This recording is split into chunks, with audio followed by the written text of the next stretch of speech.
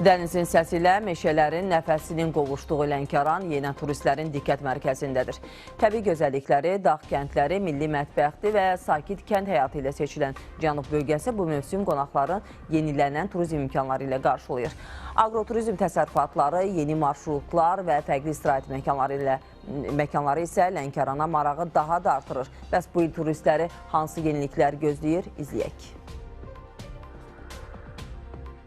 Zümrüd meşələri, dəniz sahili, dağ kəndləri, saf bulaqları, müalicəvi qumu və milli mətbəxi turistlərin Lənkəranı seçməsinin əsas səbəblərindəndir. Cənub bölgəsi ölkənin turizm baxımından ən zəngin məkanlarından hesab olunur. Son illər burada xüsusilə kənd turizmi və agroturizm istiqamətində ciddi inkişaf müşahidə edilir. Ötən il Lənkəran Astara İqtisadi rayonuna 331 mindən çox turist səfər edib.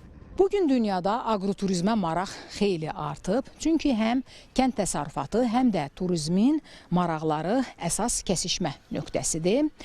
Kənd adamları, yerli fermerlər burada böyük bir əsaslı vəsait qoymadan, amma dövlətin dəstəyi ilə özləri yaxşı gəlir əldə etmək imkanı qazanırlar. Hazırda Cənub bölgəsində 18 aktiv agroturizm təsərrüfatı fəaliyyət göstərir. Bu təsərrüfatlar əsasən çayçılıq, sitrusçuluq, arıçılıq və bambuqçuluq kimi bölgəyə məxsus sahələri əhatə edir.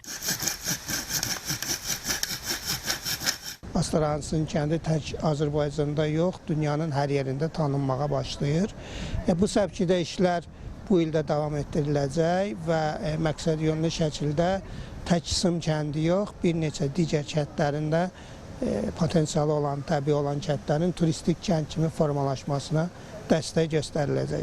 Azərbaycanda bambuqçuluq üzrə yeganə fəaliyyət məhz Lənkəranda həyata keçirilir. Talışlı kənd sakini Eynullah Cəlalov həyətində yetişdirdiyi bambuq ağaclarından müxtəlif dekorativ və məişət əşyaları hazırlayır. Bunun həm maddi, həm də mənəvi baxımdan böyük dəstək olduğunu deyir. Bunlarda mebellər hazırlamışam. Özüm mədəniyyətdə işləmişəm 34 il. Dinin özünə suvenirlər, mebellər hazırlayacağım. Və sonra da deməli agroturizm layihəsinə də qoşuldu. Agroturizmin mənə köməkli o oldu ki, yəni turistlər bura evimizə gəlirlər, meşəyə girib baxırlar, sonra ondan düzəltmiş suvenirlərdən alırlar. Yəni bu həm maddi cəhətdə var, həm də mənəvi cəhətdə də xoş olur bəli. Lənkəranın Dağlıq Şovu kəndində fəaliyyət göstərən arıçılıq agroturizm təsərrüfatı isə bölgənin ən maraqlı turizm məkanlarından biridir. Burada Azərbaycanda ilk dəfə arı muzeyi yaradılıb. Muzeydə arıçılığın tarixi, müxtəlif avadanlıqlar, arı terapiyası və bal istehsalı ilə bağlı bölmələr fəaliyyət göstərir. Muzeyimizdə bildiyimiz kimi tarixi güşə, bioloji güşə, arıçılıq avadanlıqları və bizim bir də arı terapiyası güşəmiz var. Eyni zamanda satış güşəsi də var. Arı məhsullarının hamısı satışda olacaq bizdə. Turist sayının artması bölgədə yeni otellərin və turizm obyektlərinin açılmasına da təkan verib. Hazırda təkcə Lənkəranda 20-yə yaxın hotel və mehmanxana fəaliyyət göstərir. Bununla yanaşı, kənd evləri də turistlərin istifadəsinə verilib. Ümumilikdə bölgədə bir gündə 3000-dən çox turistin yerləşdirilməsi mümkündür. Bakıdan Lənkərana qonaq gəlmişik. Gözəl məkandır, gözəl yerdir. Buranın təbiətinin hər şey xoşuma gəldi.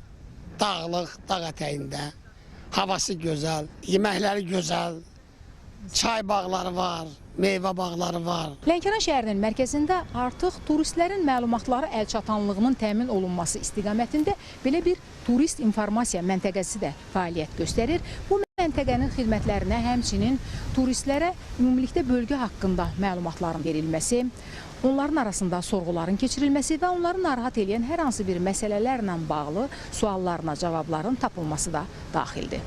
Bütün bunlar göstərir ki, Lənkəran bu mövsümdə turistləri yalnız təbiəti ilə deyil, inkişaf edən kənd turizmi, yeni marşrutları və fərqli agroturizm layihələri ilə qarşılamağa hazırdır.